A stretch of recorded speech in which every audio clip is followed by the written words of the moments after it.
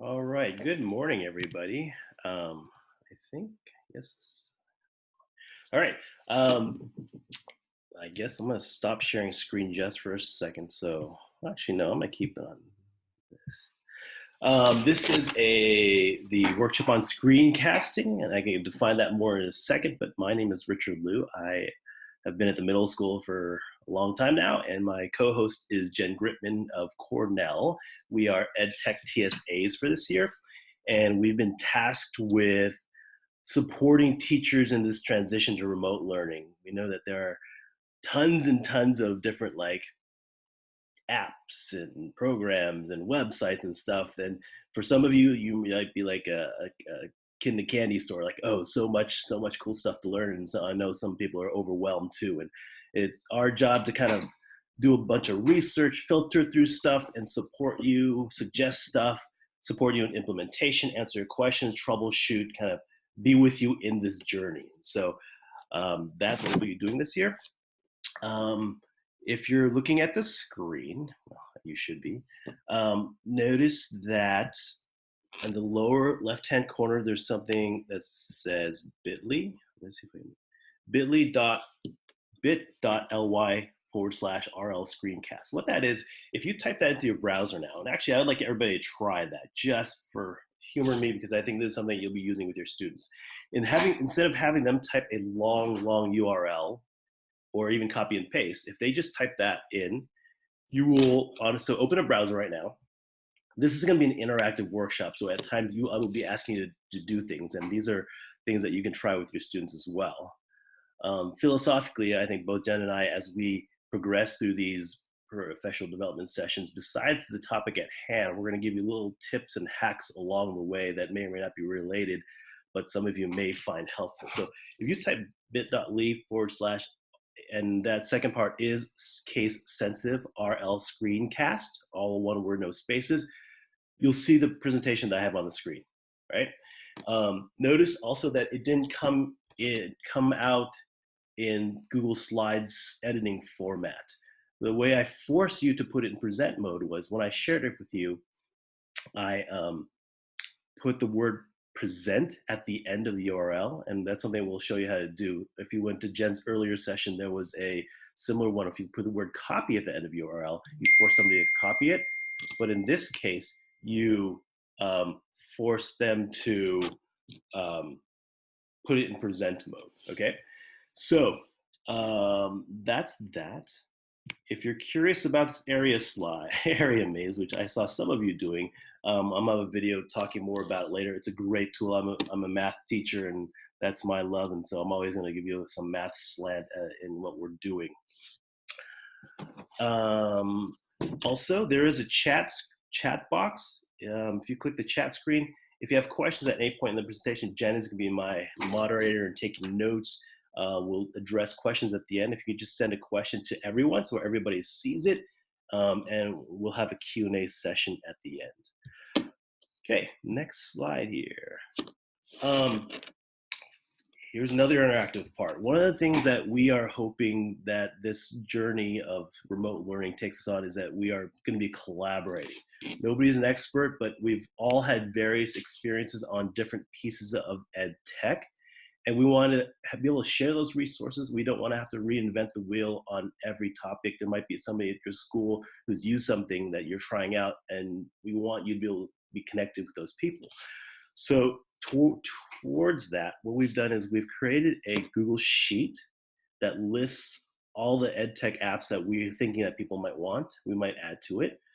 And we're going to provide a spot for you to type in your name if you've used it and are comfortable answering a few questions about it. This way, so that if you're, let's say you're trying to learn how to use Pear Deck, you can just go to this sheet and see if there's somebody at your school or somebody else in the district who uses it, and you can just shoot them an email. So what I'd like you to do right now is open your browser again.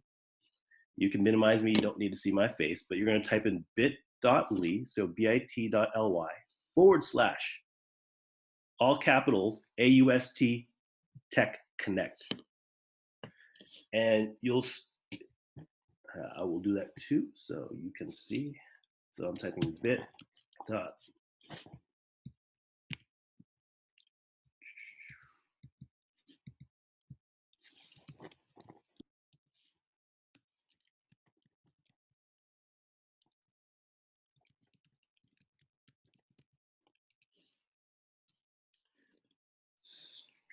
Hey, Rich, I just want to jump in really quick. Some people are saying that your slides are blurry on their end, and some people are saying they're clear.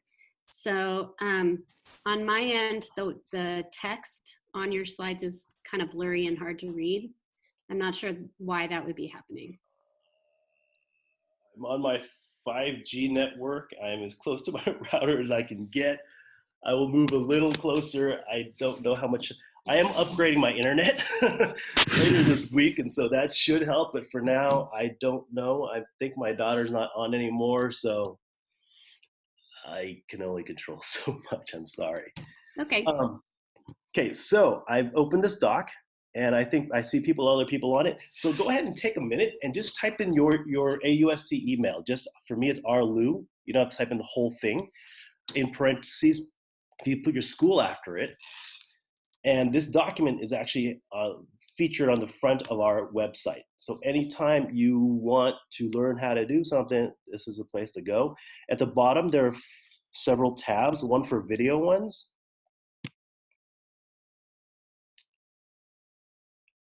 And there's another one for formative and summative assessment. And then there's one for miscellaneous. So if you wouldn't mind just going in and the more we populate that, the more we can use each other as resources.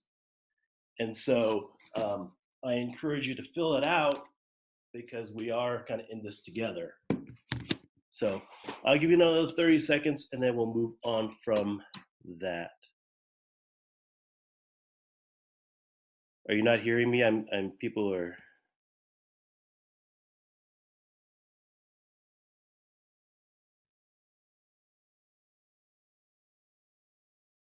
Thumbs up, can you hear me? Okay, so if you had trouble getting to it, this is the bit.ly for it, bit.ly/ and all capital AUSD EdConnect. So that will take you to that spreadsheet. And so throughout my presentations, there'll be different bit.lys. While you're filling that out, I'm going to talk you through there. The technology IT people have created student accounts. You know how you start an app and people and you're like, I wonder what it looks like from the student side. This creates fake student accounts for us all to use. So let's say you create something on Pear Deck and you want to see what it looks like from the student side. This gives you the username and the password, and there's one account for each school so that you can test out and see what it looks like as a student. I would recommend if you're doing that to do it on a different browser, because you'll on your browser, main browser, let's say you usually use Chrome, do it on Safari, because you'll be logged in as your teacher on your Chrome and you want to see it from student perspective. And you don't need to furiously copy this down. This is on our website. I'm just pointing you out to resources that you can head to later, okay? The reach out is just for you to ask us questions or also to give us hints and helps and tips and suggestions. And then finally, there's an elementary Slack channel that Jen created in the spring, and you can look for that forum. All right, moving on. Okay, so what is screencasting? There's two kinds of video when we're talking about what we'll be doing this year. You'll hear the terms synchronous and asynchronous a lot. Synchronous means a live meeting. Your students are there, you're using either Zoom or Google Meet, you're interacting with them, it's a live situation. Asynchronous learning is when you've posted a video and okay, you're posting a video that you've recorded, and it's often called, you can do two ways. You can screencast and you can record a video of yourself. Screencast means, well, as I'm doing right now, I'm showing a copy of the screen and then I'm talking over it. And video, let's say you want to, for example, teach somebody how to do an origami crane. You're just filming a video of yourself. And the advantage of the asynchronous is, as you guys are, some of you are like, oh, Rich, you're going too fast. If you watch this video later, you can pause it, you can rewind, you can do all sorts of stuff. That's the great thing about asynchronous, is that they have control over watching it. And so what I'm going to do, okay, so with screencasting, you might be wondering, well, in what situations will I be using it? And I think with a lot of the ed tech that you're going to be coming across in the next few months, you're like, that sounds like a great resource, but how will I use it in my classroom? And my answer to a lot of things, besides consulting with your class or your colleagues, is to Google it. There's so much. I mean, the internet is on fire with people or posting their ideas. They'll have top 10 lists on how to use Loom, top 10 lists on how to use Formative, top 10 lists on top 25 on how to use Pear Deck. So Google it and see what ideas are out there. But I think teachers are awesome in that not only do they share their ideas, they'll actually share the templates. So you don't have to reinvent the wheel and start all over. A lot of times they're sharing a document or a slideshow that you can just take, copy, and tweak as you will. And so Googling it will give you tons and tons of resources. We're trying to add resources to our website as well. But as far as screencasting, how can you use it? Let me go to the screen. Why would you use screencasting? So on the teacher side, so students can build a better connection to the teacher. When they see you and hear your voice, it's better than just reading a document. You can make your daily announcements, just record a 1-minute video with your announcements that they can watch, and you can post on Google Classroom or on your website. You can explain procedures. That question, like, how do I do this again? How do I do this again? How do I access my history book? Make a short video, a screencast, walking them through the steps. And then not only will they be able to access it again, but their parents can access it. They can watch it over and over when they forget. It's a way to kind of avoid them having to keep coming back to you. Give feedback on an essay. That's something I had never thought of before, but I'm going to show you some examples in just a moment. Demo an application, show students how to do something. You can explain an assignment. You can narrate over a slideshow. So show a slideshow. Or you could do a read aloud. I'm wondering if part of the problem with my blurriness might be the fact that the last recording is still converting. So hopefully it'll clear up in just a second. But under student side, students can also use any of the screencasting tools. That you can use it as their way of demonstrating understandings. People are saying, well, how can I see their work and see their thinking? It's a little bit harder. We're in this digital world. I was planning, for like a math problem, you could have them explain to you, give them 30-second limit, and this doesn't have to be screencast. This could be done on something like Flipgrid, where they explain to you how they do the problem. They could write on the screen, they could tell you their work, they could tell you their thinking, and that actually might free up some students where they can actually talk through it, and it also forces them to think about it. If you're only giving them 30 or 45 seconds, they actually have to process it, organize their thoughts, and you can actually hear their voice and their thinking through that. If they're getting a speech or performance, if you want them to practice their reading fluency. So there are a lot of different options for that. And so right now what I'm going to do is I'm going to share a couple of video samples of screencasts that I made as ideas for you. Okay, so give me one moment, and hopefully it might be a little blurry, and if that is the case, that is okay, because you'll still understand the point. This first one is a writing feedback, where somebody's, sorry, give me one second, shared an essay with you, and you, in addition to writing comments for them on the essay on the Google Doc, you talk to them about it. So let me open that up.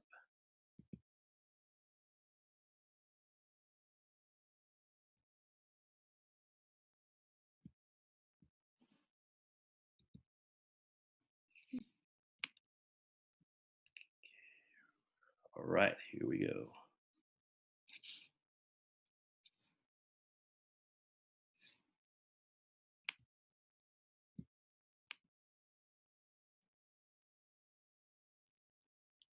Hi, Donnie. I just got your essay, and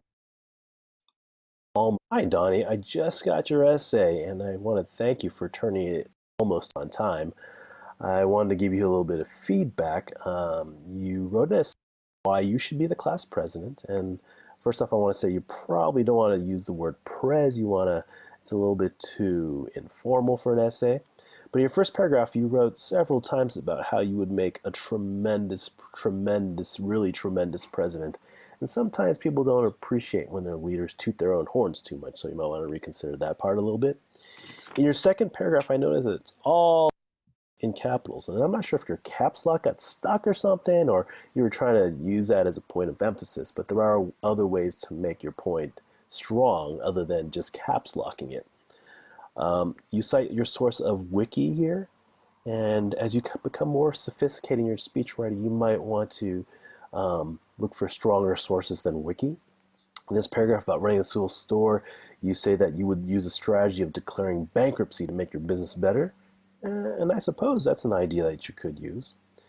In this next paragraph, I don't know if you want to tell everybody that you've been faking injuries to avoid PE, like your ankle hurting, your nose runny. Though I suppose you got your way, so to each their own. Over here in this last paragraph, you have a pretty cool campaign slogan that you said, "Make school too cool." And then you even made this cool campaign poster here. I will say that sometimes when I first read it, your readers could misread it, and they could see it as I am a mistake. Never mind. It's actually great. I totally think you should use it. Thanks for submitting your essay, Donnie.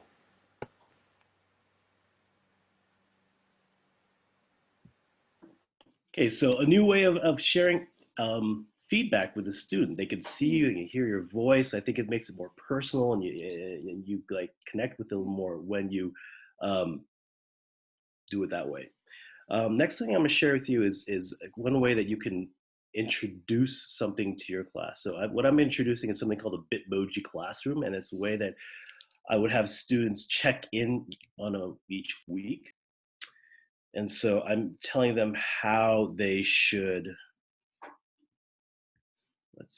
how they will be navigating my Bitmoji classroom. Okay, so here we go. Hi class, welcome to our Bitmoji class.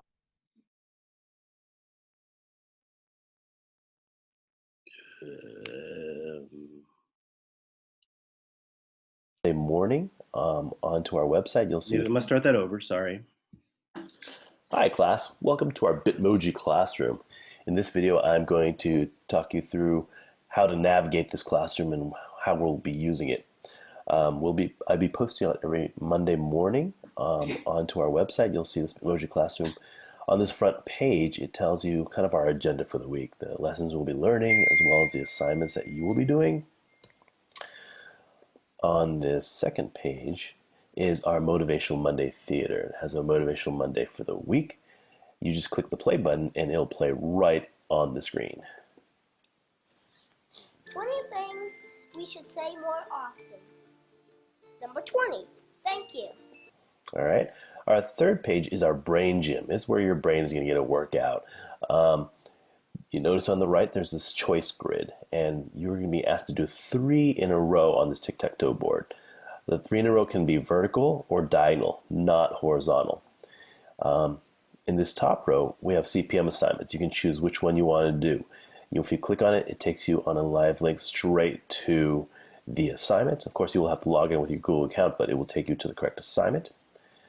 In the middle row, there are puzzles, and I'll talk about those in a second. On the bottom row, there are links to the Khan Academy lessons. So in this puzzle row, for puzzles in this class, how you'll be doing it is you'll be doing it with some classmates. You'll choose a few classmates who want to do the same puzzle.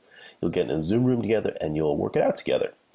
As far as submitting it, how you'll be submitting it is that you'll be doing it via Flipgrid. So if you click on the puzzle itself, it's going to take you to a Flipgrid assignment page, and I would like you to get on Flipgrid and explain to me how you went about doing the problem, what your solution is, why your solution makes sense, and that's how you'll be presenting it to me. Sometimes I'll be introducing new puzzles on here and that you might not know how to do, and if you go to the next page in our puzzle lab, I have a video tutorial explaining how to do the new puzzle for the week.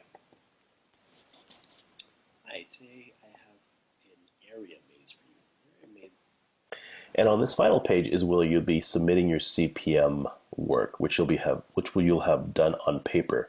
So you'll take a picture of it and then just paste it on this last slide, and I'll be looking for your work here. And to the lower left-hand side, this is the criteria for full credit in your work. Okay? Please let me know if you have any questions, and welcome to our Bitmoji classroom. Okay, so using that as a tutorial, if a kid joins your class mid-year, or their parent wants to know how it works, you post it on your website. They can watch it anytime they want. They can revisit it. They can rewind. It's a procedure that they can use as a reference tool instead of, it's much more interesting for them and more interesting for them to look at than to read your document with a set of directions. Next one I'm going to share is, let's say you in math or something else, I guess you could just do it if you're teaching them how to do a certain puzzle or a certain problem. You can explain the whole problem on your screencast. So here we go. Hi, today I have an area maze for you. An area maze is a puzzle made by Japanese puzzle maker Naoki Inaba. He's an incredible puzzle maker. Got some really cool, interesting, thought-provoking puzzles. But this is called an area maze. And he's got this puzzle here, and you're basically just supposed to figure out what the missing length is. In this case, you've got a rectangle on top, area of 24, and the side of 4, and you've got a rectangle on bottom that has an area of 30, and you're trying to figure out this missing side. And so I'm going to let you think about it for a moment. Actually, pause it for a moment, and you can take a moment to think about it, and you can unpause it once you're ready, and I'll talk about the answer. Okay, hopefully you figured out some pieces, even if you didn't get to the answer. But here's what we're looking at here. If I've got a rectangle, this side is 4, and I know that the area of a rectangle is length times width. So 4 times what is 24? Well, I figure out, well, that's 6.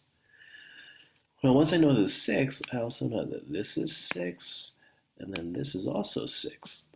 And so once I know this is 6, and if this has an area of 30, that tells me that this is 5. Because 5 times 6 is 30. And so that's just an example for you. I'm going to give you your actual problem for today. On this area maze, you've got an area of 38, side length here of 6. Okay, so that was another example of how you could fully explain a problem. If you want to embed the answer on there, just like I did, you just have them pause it, work on it for a while, and then come back and unpause it when they're done. That way you don't have to wait for 3 minutes or 10 minutes when they work on it. They can work on it at their own pace, and you also actually deliver them the answer.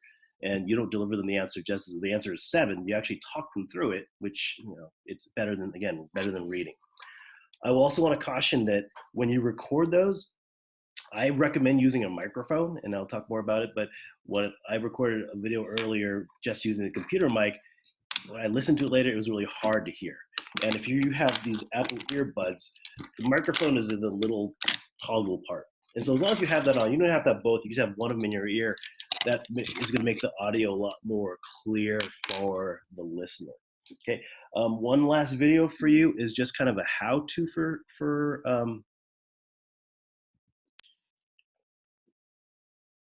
a how-to video for how to paste images into a document.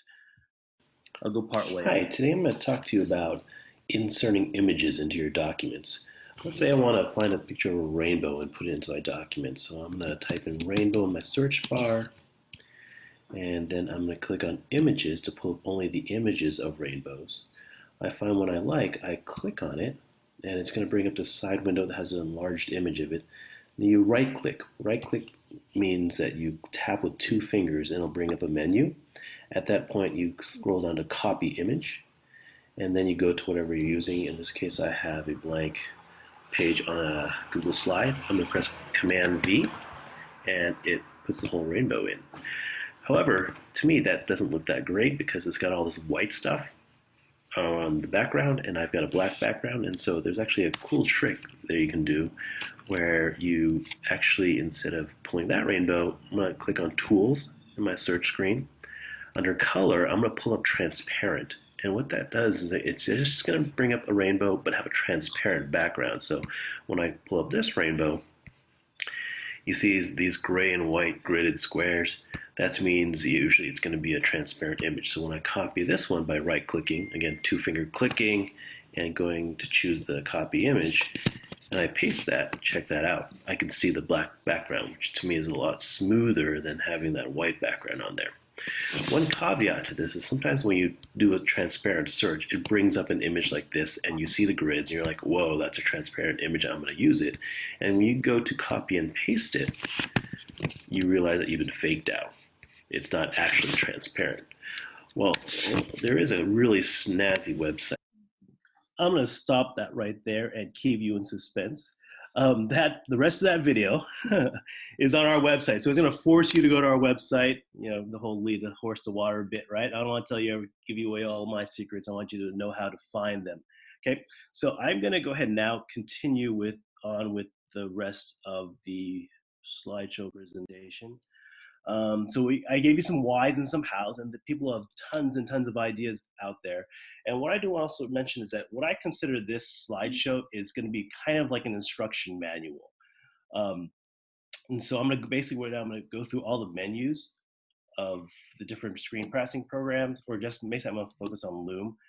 But you can always refer back to this. This slideshow is housed on our website. The bit.ly for it is also down here. Okay, so which app should we use? There's 3 of them. There's Loom, there's Screencastify, and there's QuickTime. QuickTime is already on your computers. Loom and Screencastify are kind of the new up-and-coming ones. Loom has a free pro account. I believe the district is going to be paying for everybody to have an upgraded Screencastify account. They all have about the same features. They allow you to record your screen with your face on it. They allow you to record just the screen if you want. They allow you to record just your face if you want. They have drawing tools. You can download the videos. You can upload the videos. I have enjoyed using Loom a little more than Screencastify, but I think their menus are remarkably the same as well. So I'm going to go through and walk you through the Loom one. So step 1 is just to download and install the app. You just put Google download Loom install. When you actually use this bit.ly, this is a live link. You click on it, it will take you to the page. Again, if I'm going too fast, I don't want you to write things down. You can always go back to this presentation, not even the video, but go back to this slideshow, and all these are live links for you to access and kind of go at your own pace.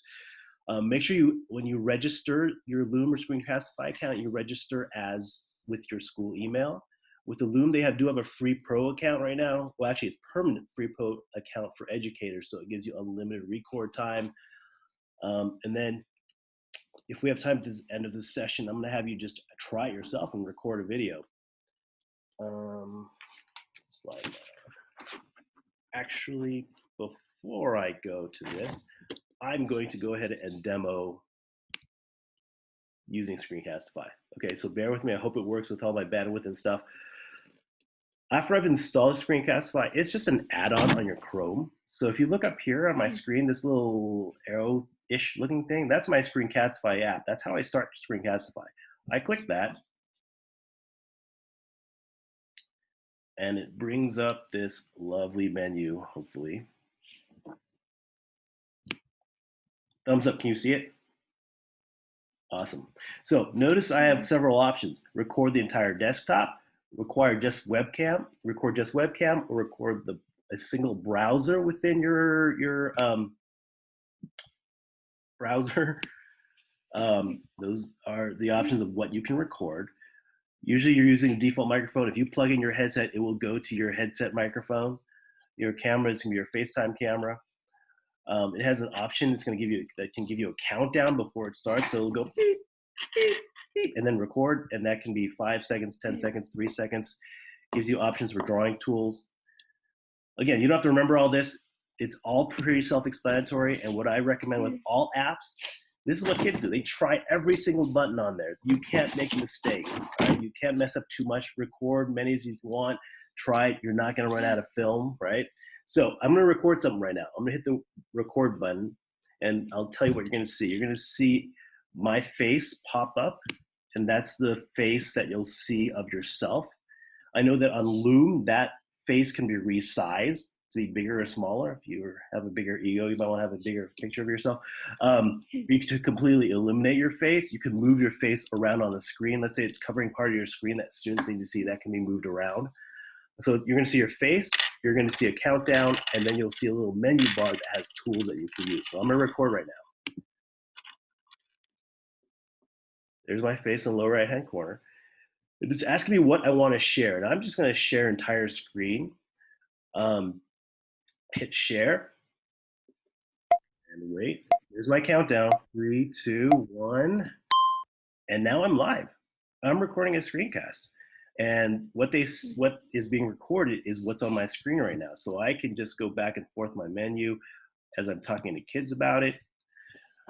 With Screencastify, I have a writing tool here. I'm going to click on that. You can choose whatever color your heart desires and start drawing on the screen. You can erase parts of it. You can erase the entire thing.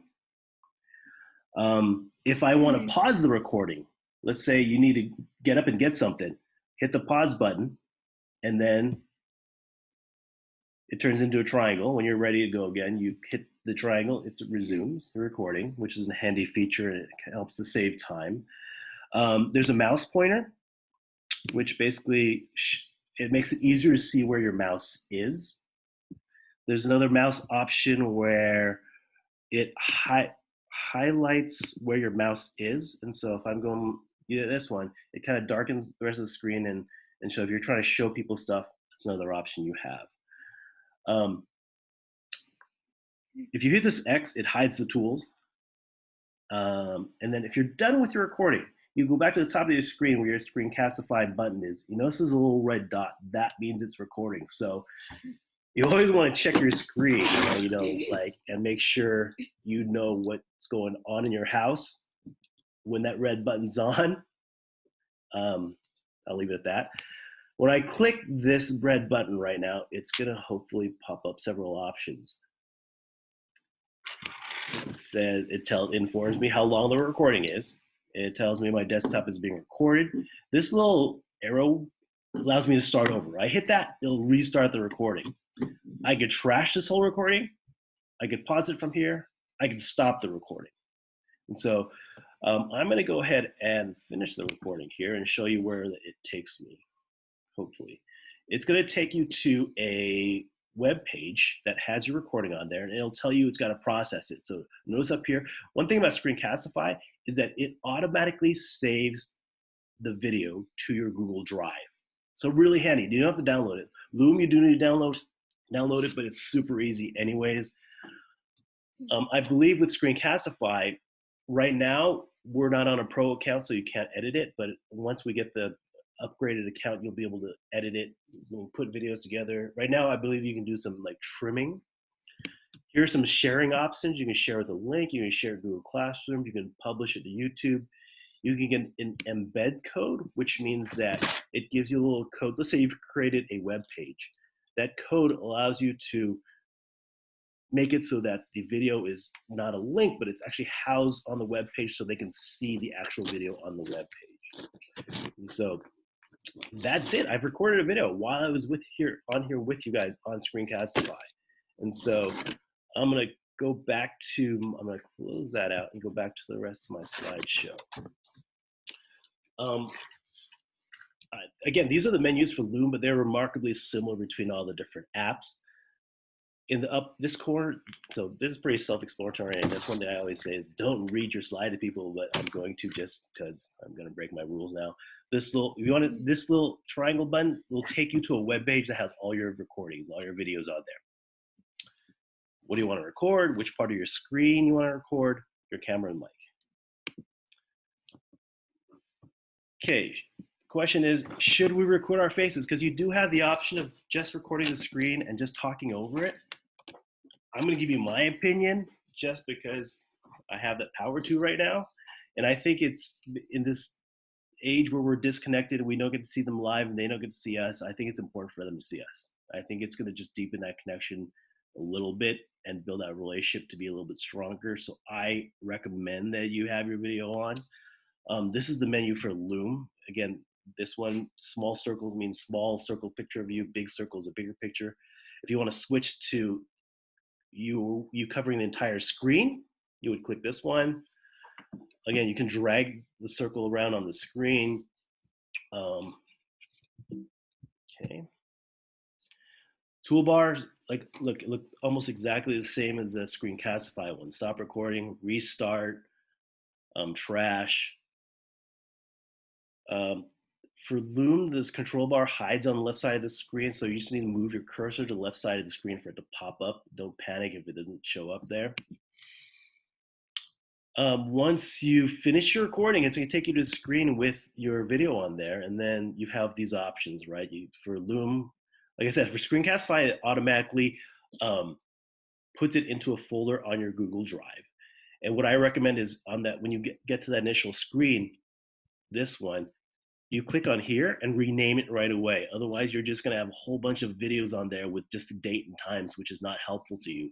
You're going to rename it for whatever lesson it is, whatever the case may be, before it goes in there.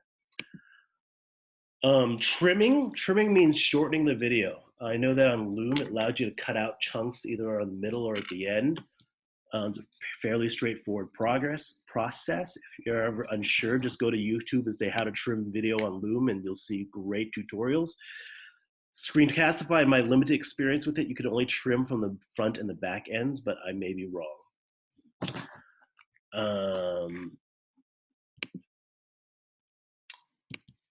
Child-proof your settings. Kids will mess with things as much as they can, and this will allow you to preserve kind of the integrity of your classroom. For Loom, it has all these settings. I would turn them all off. Don't let them put comments on them. Don't let them put emojis on them. Don't let them look at the viewer count. I think we're too obsessed in this like world, this viewer count world, and if we can de-emphasize it in our own teaching, I think it teaches a lesson to them as well. So I would suggest turning off all those things just so kids aren't caught up in those things. Plus, if you leave the comments on, you're just going to have a headache of them using it as a big chat screen. Number of ways to share. Downloading the file. Again, you don't have to do that for Screencastify. You could just share the link. You could insert it into a Google slide. You could embed it into your website. You could share it in Google Classroom. You could upload it to YouTube or Vimeo. All of these also allow you to put a protection on them, meaning putting a password, if you care, to put a password on there.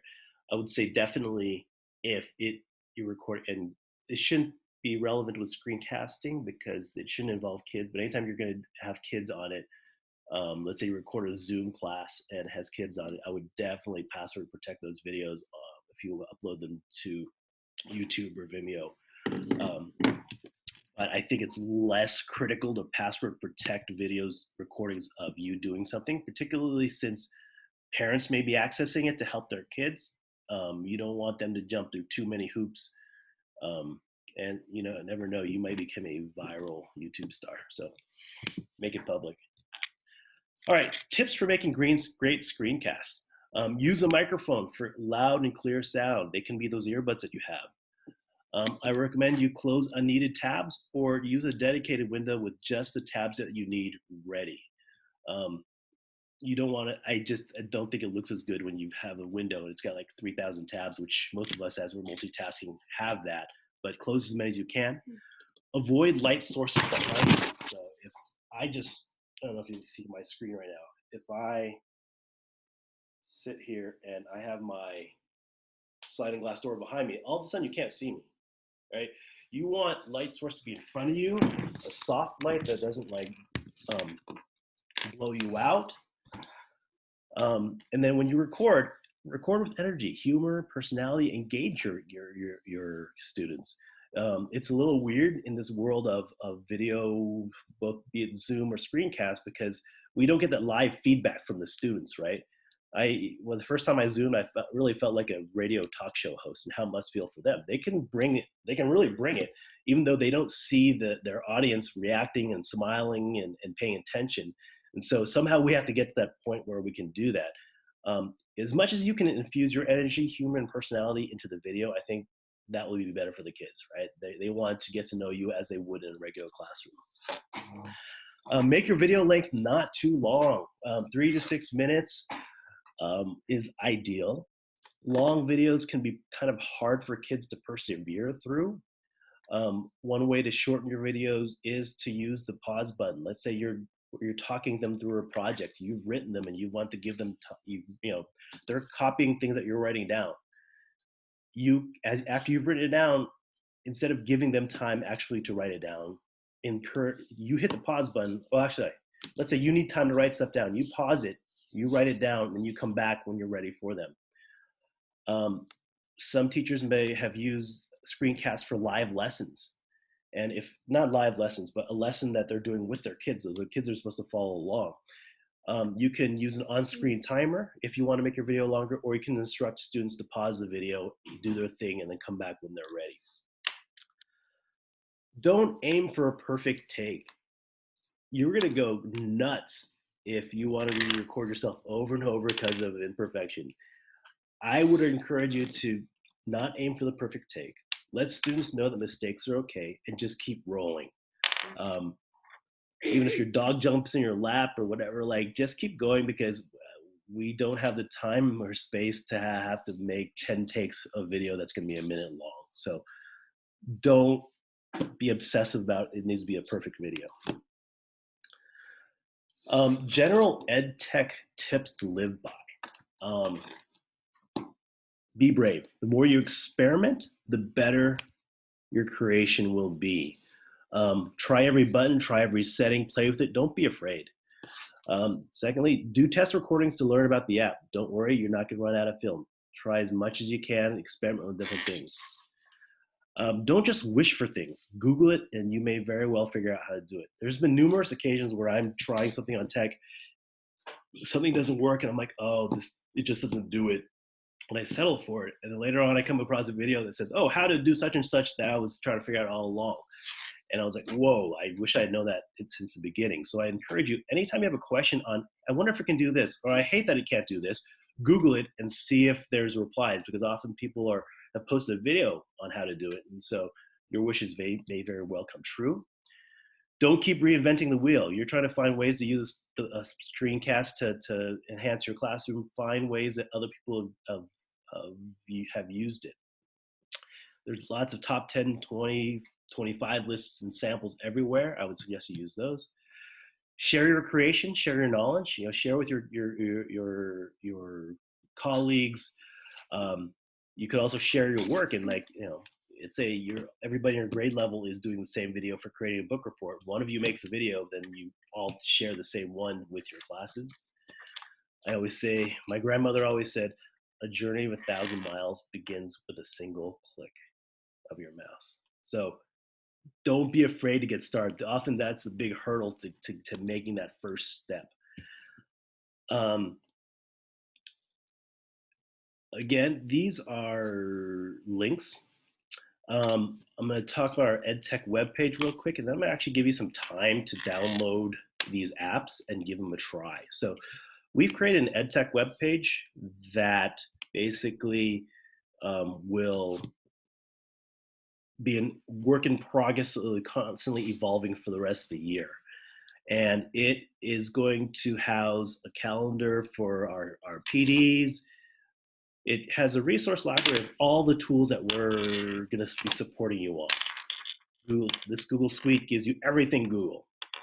All our PDs and our PD videos, all our ideas, all our how-tos, everything about Google will be on here. Video resources, including what we just talked about as far as Loom, Screencastify, Zoom, Meet, YouTube, all of those will be here. For the teacher toolkit, we have all these. If you look on the left-hand side of my screen, Pear Deck, HyperDocs, Formative, Kahoot, Quizlet. We will be doing presentations on these at some future point. We have a row of best practices for remote learning, digital citizenship, a sharing library. So for example, that Bitmoji classroom that I created, I'm going to post it on there. So you could take it and tweak it add your Bitmoji in there and use it for your own use. So this is a place for us to share templates, share samples, share slides that we think that people could benefit from. Here's an anti-racist site to talk about how we can be more mindful in our instruction. Tech Connect is that, oh yes, look at all those people who have populated it. If you didn't get a chance to earlier, you're gonna click this green box. Now you see all these people who have entered their name for various resources. So for example, if you want to learn about, let's say QuickTime, you can go to this teacher and email them. And so this is a great resource for you to find other people to be your resources. And we will have a weekly newsletter, maybe weekly, that we'll be posting here. So at this point, I think, let's see, we started at 10:30, we're gonna 11:45. I'm gonna give you 10 minutes to either download Loom or Screencastify onto your computers. I'm actually gonna put you into breakout rooms so that you can talk each other through questions as you're setting it up, the things that you're running into. If you need help while you're in a breakout room, there's a button that says call for host. And so you can summon Jen or I and we will come to your breakout room. But we don't want you to walk away from this presentation just having knowledge in your head, but we want you to, here's my goal for you in the next 10 minutes, if you're gonna accomplish this. Download either Screencastify or Zoom and make a 1-minute video explaining your Google Classroom or your website. Or tell us about yourself. It doesn't have to be a screencast, but record your first video now, okay? So I'm gonna put you into— Rich, before you do that, I'm just wondering if maybe, because some people might hop off and there are some questions in the chat, I'm wondering if we might wanna do it in the other order, and answer some questions first and then get through those kind of quickly and then send people off to kind of explore. Would that be okay? Let's go 10 minutes for questions, and then we'll, because I do want to support people in installation if they run into stuff. So. Yeah, for sure. There are only a few, so I think we can do them pretty quickly. The first one is an easy one, but just how did you share your music at the beginning of your presentation so that people can do that with their own classes? I love doing this. I did this with every session I did in the spring, and I think it just brings some energy and like smiles to people before they start their meeting. And so if when you click share screen on Zoom, on the let me go through. Make sure, first of all, there's 2 boxes on the bottom that say share computer sound and optimize screen share for video clip. Make sure those are checked. And then it usually lets you just share your web page. But if you click on the middle tab, it says advanced, and you can click on share music or computer sound only. So you could set it so they could see your face, but they're listening to music bopping along as they get ready for your class to start. So I just was using Amazon Music. I would recommend using music that you've downloaded, simply because I think if you stream music, I think most of our limitation is uploading. What uploading is when you are sending information up to the web, and that would include your image, music, video. And so if it's streaming your music down and then sending it back up, sometimes it slows things down. So I would recommend, though not that it doesn't work, but that's how you would share the music. Awesome. Someone asked about adding live links to your screencast. Okay, I will say that both me and Jed don't have answers to everything. Live links to the running video, is that what you're saying? I'm not sure. The question was, can you add live links to your presentation? So I don't know if that was to your particular presentation or if it was to a teacher-made presentation. Well, a screencast is a video, and so I don't think you can put live links on the running video. If you're asking about links to either this slideshow or those videos, they are on our website. Yep. There was a lot of interest in Bitmoji classrooms, so Rich and I will talk to Marie about trying to do some PD around that. There's a ton online, and I think Linda posted a link to a great tutorial. We both learned from just Googling Bitmoji classrooms, so if you're wanting to start right away, I wouldn't wait for us, because you're going to want some time to play around with it. It's pretty addictive. So there's a ton online about it right now, but we'll look into doing some PD around that too. So I just wanted to put that out there. All those, and then going to YouTube and just Googling on YouTube. It's always better to learn from watching a video to me than reading through it. So I watched a video that was like 15 minutes long. She talked me through every step of creating the Bitmoji classroom. It was, again, super fun. You might get too caught up into it, but I think once you've set that template up, it's pretty useful for the rest of the year. Yeah. So there's some confusion, which is totally understandable because Rich and I have some confusion about this as well in Loom versus Screencastify.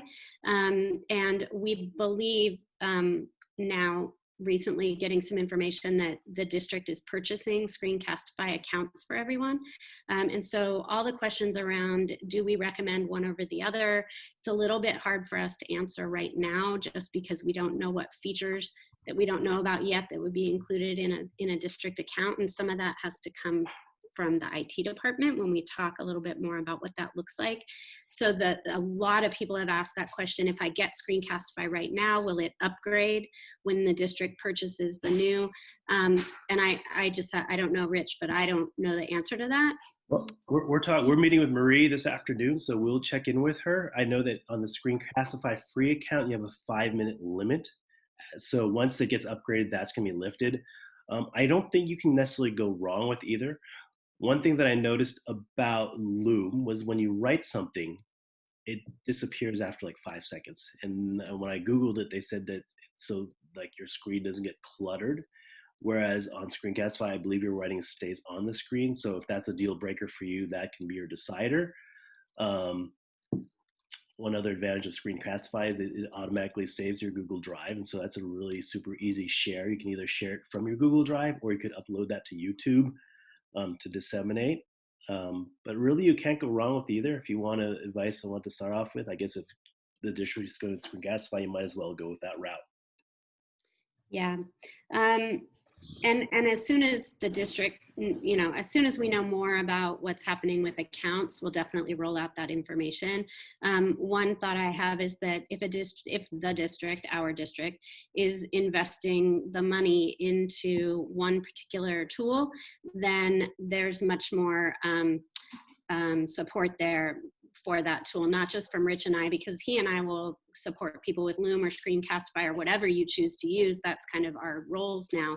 But if the district purchases Screencastify, then the IT department and the administration, and there's a lot more kind of overall support with something that the whole district is using. So that's just one other kind of side note on that. I have both on my computer. I've used both, and they're, like I said, the menus are almost identical. They're you can't go wrong with either.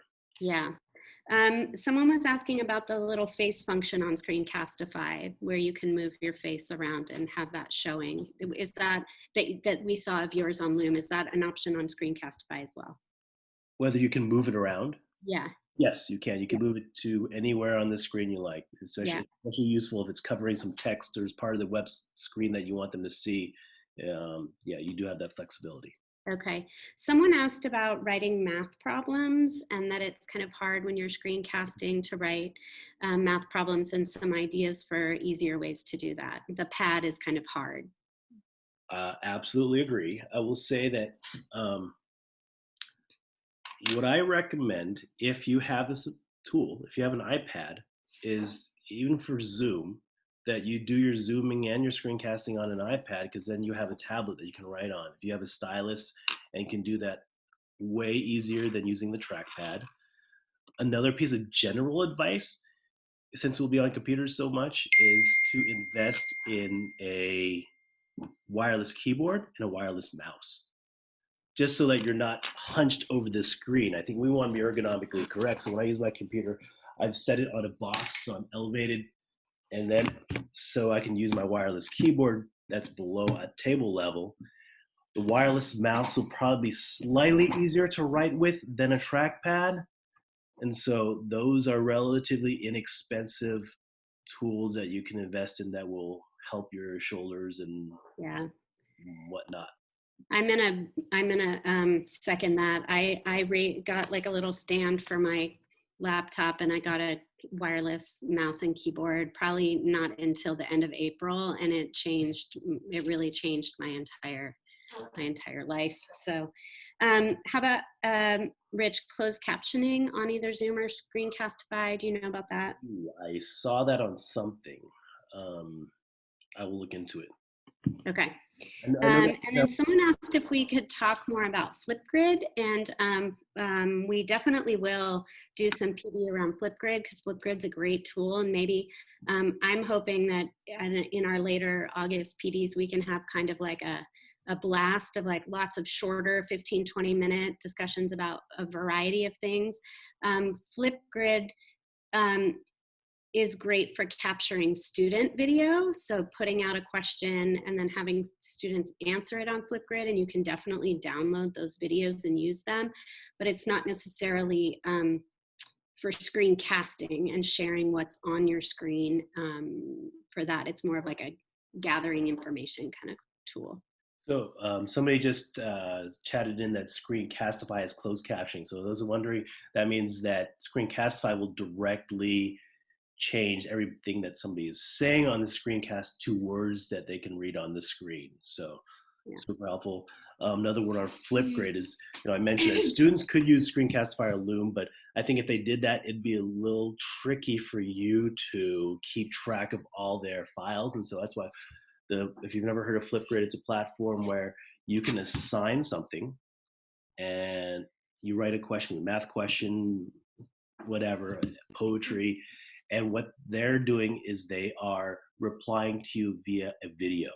And it's all in one nice, neat page that you can click through and see all the kids' videos. So like last spring, just to kind of get used to it, I was like, okay, my 8th graders, your Flipgrid assignment is to teach me how to make scrambled eggs. And so all my students got on video, recorded themselves talking, making scrambled eggs for me, which is really neat. Actually, it was really dug watching them and how awesome some of them were and how inept some were. So I asked them to mail a letter to somebody, and I had people emailing me, Mr. Liu, where the person who I'm sending it to, where do I put their address? And I was like, but it's a cool tool that you can use. Flipgrid, I think we'll for sure do a training on Flipgrid. Yeah. And there's a Flipgrid page on our website that already has a lot of tips and ideas and samples. And so if you go to the website, Flipgrid is on there already, so you can start to dive in there. I want to keep us going so that we can get to practicing. There's one more question. There's some people jumping in about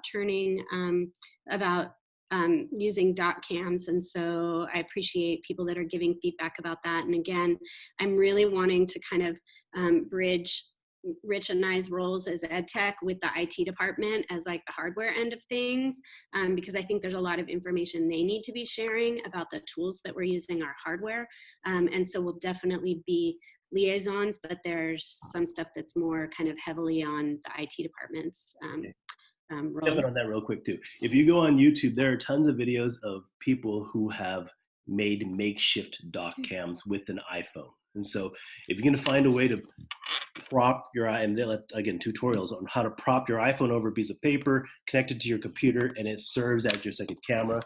I actually went to school and grabbed my Elmo.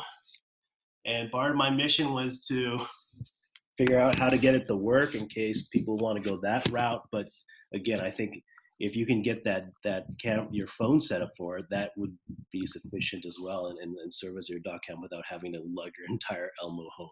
Yeah. So the last question, and then there's one more thing, but the last question I saw was something about, can someone have like, they called it a Hovercam, where you see the teacher writing on paper on your Screencastify, so that's like a dot cam kind of thing, but also have your face in the corner to describe what you're doing. Can you do those two things simultaneously? Let me think about that one. So basically you're saying 2 live cameras versus a screencast with, yeah. Yeah, I think so. I will look that up.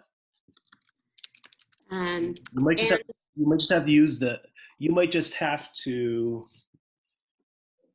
maybe use a whiteboard. Yeah. You'll have a big whiteboard behind you and write the things down that you want them to write. That way it's nice and big and clear and they can see you writing on it. That's my initial reaction to that. Though I guess if you have a worksheet that you're having them fill out, that doesn't quite work. In that case, you might just want to, I don't know, film the writing on the worksheet and then stick your face in